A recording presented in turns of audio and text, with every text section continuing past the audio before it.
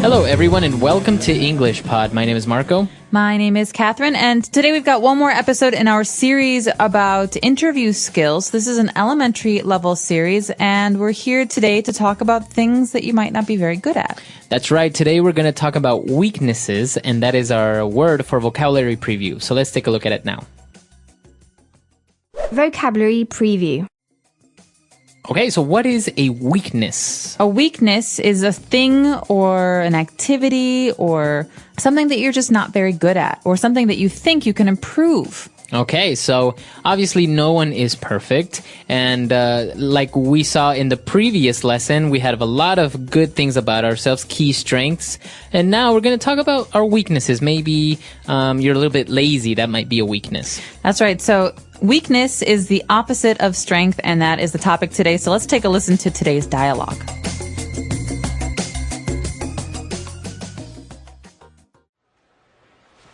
Okay, Rebecca. Well, I think you've given me a clear impression of your positive qualities, but let's talk a little bit about your weaknesses. Okay, well, it's always more difficult to describe them, isn't it? Definitely. But if you had to pinpoint one weakness, what would it be? Well, as I mentioned before, I do tend to get frustrated if I don't see progress in my work or career. I suppose I'm quite a restless character. My father always taught me to be a high achiever, so... So would you say if things don't go your way at work, it could easily get you down? Well, in a way, yes. But I must say that even if I'm not completely happy in my work, I always give 110%. I would never shirk my responsibilities. I suppose sometimes I expect too much too soon. Well, you know, journalism is a highly competitive world, so you do need to keep pushing yourself, it's true. Okay, well, let's move on to talk about the job position here, shall we? Yes, please.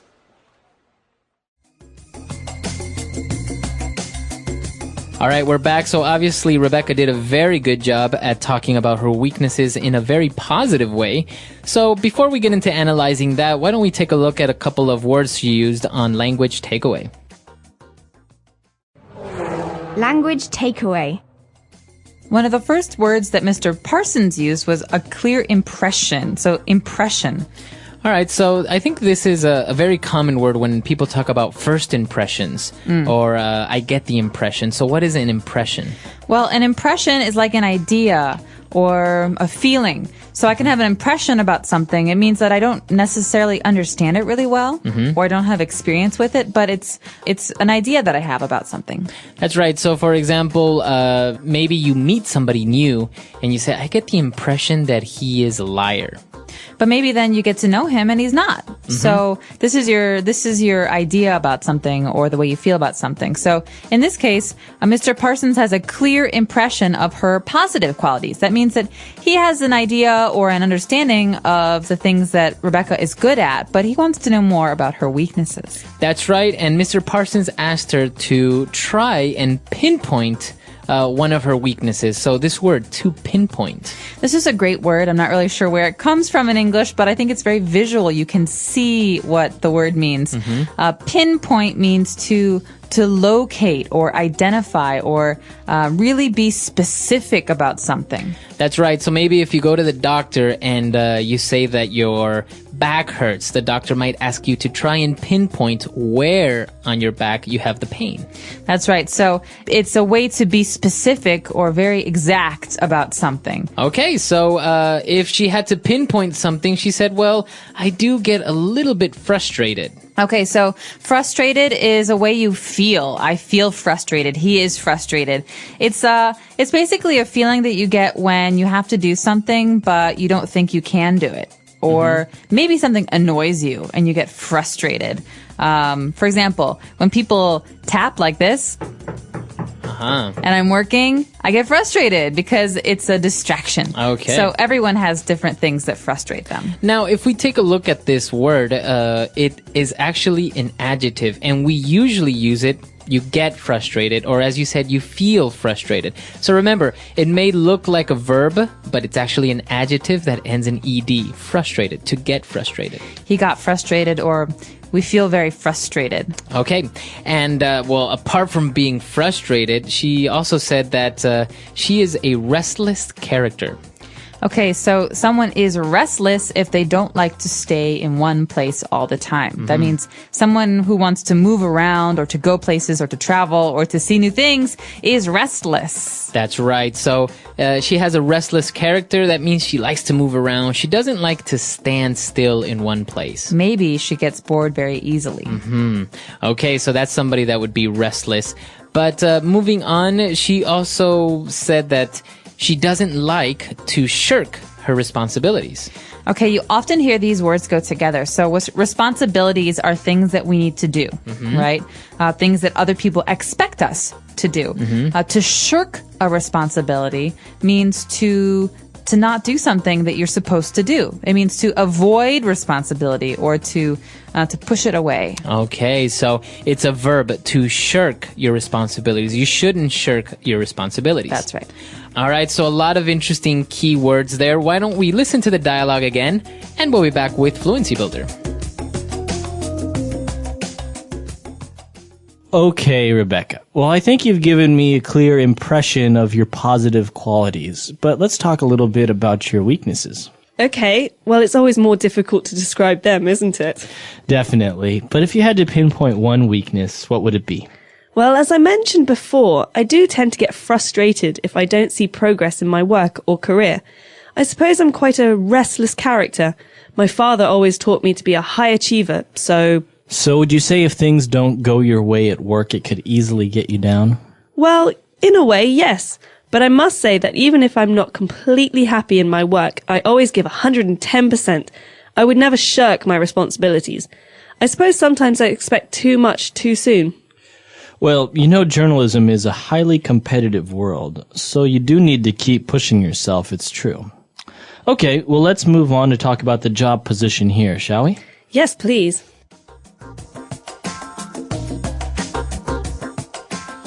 So we've picked out 3 key phrases for you on Fluency Builder. Let's take a look at those now. Starting with Mr. Parsons saying, so would you say if things don't go your way at work, it could easily get you down? 2 great phrases there. That's right. So the first phrase, if things don't go your way.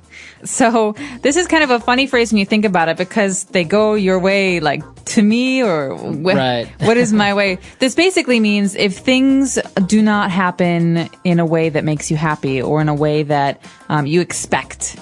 Okay, so we could say he lost his job, he couldn't pay his bills, things just didn't go his way. That's right. So things are not happening as he planned or as he expected. You can also say the opposite. So he won the lottery and he also met a really beautiful girl who wanted to be his girlfriend. Things were going his way. Okay, very good. So if things are going your way, it's good. If things aren't going your way, then it's bad. That's right. Okay, and so if things aren't going Rebecca's way, does that mean that it could easily get her down? Okay, so to get you down or to get someone down means to make you sad, upset, or frustrated, like that word we just heard. So you could ask someone like, Marco, what gets you down? Rainy days. That's a good one. Yeah, rainy days get me down too. So it's kind of a way of saying what makes you sad or depressed or what makes you unhappy. Or in this case, if something doesn't happen as you planned it, if it doesn't go your way, does that make you sad? Does that get you down? Okay, very good. So a very good question there. And she responded that kind of, yeah, that does happen, but she always tries to give 110%. Okay, so this is a really funny phrase because you think, I can give everything I have. I can work really hard, and that's 100%. But we say 110% means you do more than you can. It's like pushing yourself more than is possible. That's right. So this is a very common phrase in sports and business. People are saying, for example, I always remember my coach saying, I want you guys to give me 110% out there. That means like I really want you to try very hard to do as much as possible. Even more than your best, more than you think you can do. Exactly. So again, it refers to the effort that you put into something. It can be in business, sports, anything. And she's basically saying, I always do more than my best. I do as much as humanly possible. That's right. Okay, so a lot of great stuff there from Rebecca. Why don't we listen to her one last time, and we'll be back in a bit.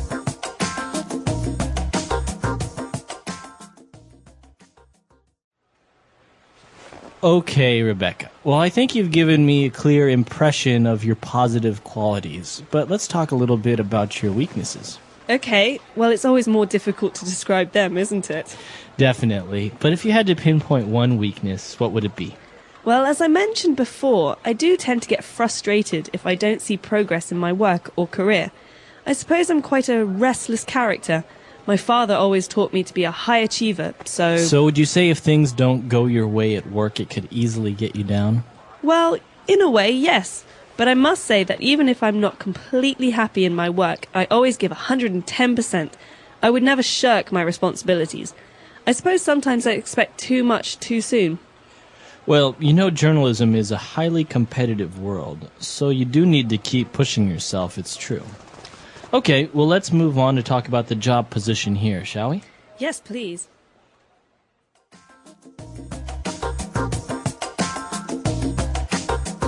All right, so talking about weaknesses, I think one of the common mistakes when people talk about weaknesses is they say they work too much, and everyone says you should never say that in an interview. Yeah, I think it's a bad way to talk about yourself, because a boss or an employer really wants to hear a real weakness. And I work too hard is a way of saying, ugh, I have no weaknesses. I'm actually really, really perfect. And I just think it's a lazy answer. So maybe you should avoid saying I work too hard and really focus on things that you do have to work on. And then I think the key is to say that I know this is something that I have a hard time with. I know this is a weakness and I'm trying to improve it. Yeah, I remember in some of the interviews I've had, I think my common answer was, sometimes I'm very late. I'm not very punctual. So, but you know, it's a real weakness, and well, it may seem like difficult, but then you give it a little spin by saying, yeah, I'm sometimes not very punctual, but then I try to make up for it, maybe staying more time at the office, or sometimes I try to wake up a little bit earlier and make it on time. I don't know, something like that. Right. So the key there is just to show that you know it's a problem and that you're trying to work on it. Yeah. So this is actually the hardest part for me of an interview, talking about yourself in a negative way, because obviously you want to get the job, so you want to make sure that the employer has a good idea of yourself, but it's hard. I think it's the hardest part for everyone. Yeah. I don't think it's just you. Yeah, it's hard. So this is an interesting topic. Why don't you practice and come to our website, englishpod.com, and on our comments section, why don't you tell us what your weaknesses are?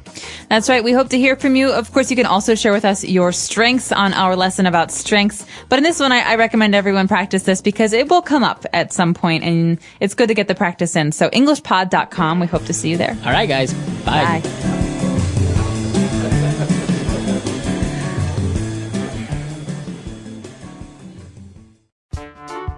The English Pod Audio Review. Listen to the meaning, then say the vocabulary word. A personal defect or failing. Weakness. To locate or describe exactly or precisely.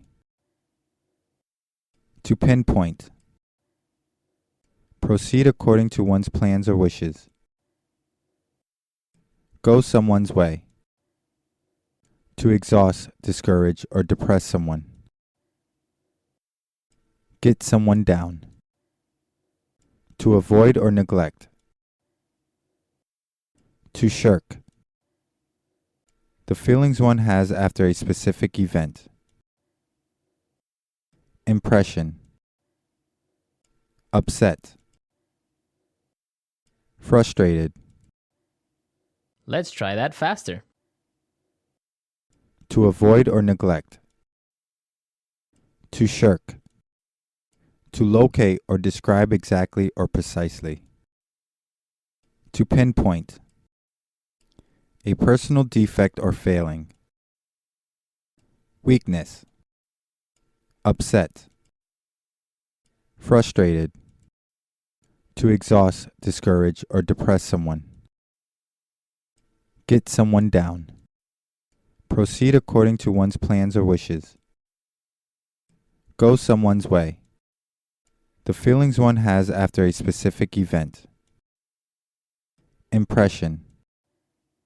Now say the word and hear it in a sentence. Weakness.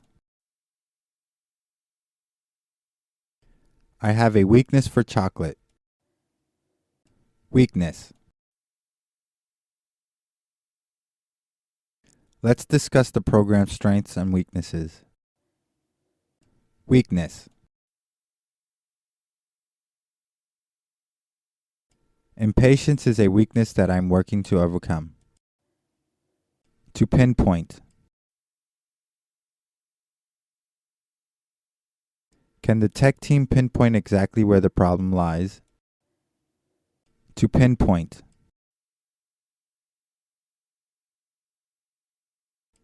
Let's try to pinpoint the areas where we need to improve. To pinpoint.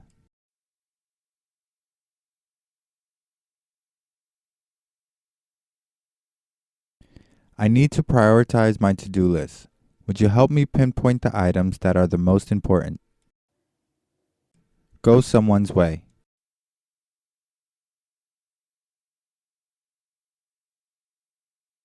Jessica can be immature at times.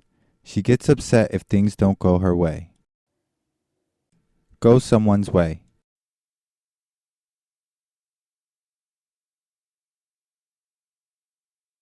Your alarm didn't go off and your taxi got in an accident. Things just aren't going your way this morning. Go someone's way. I'm so frustrated. Nothing is going my way. Get someone down.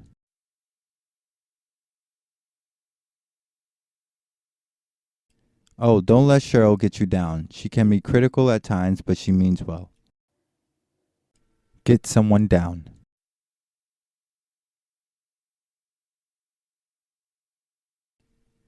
Man, this weather is so gloomy. It's really getting me down. Get someone down. All the pressure at work got her down and she became depressed. To shirk.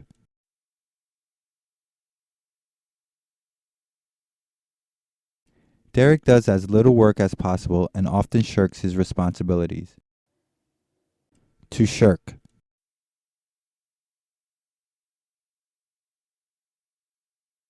You can't shirk your duties.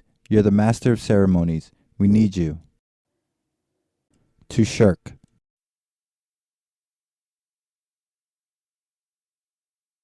He left his wife and family, shirking his parental responsibilities.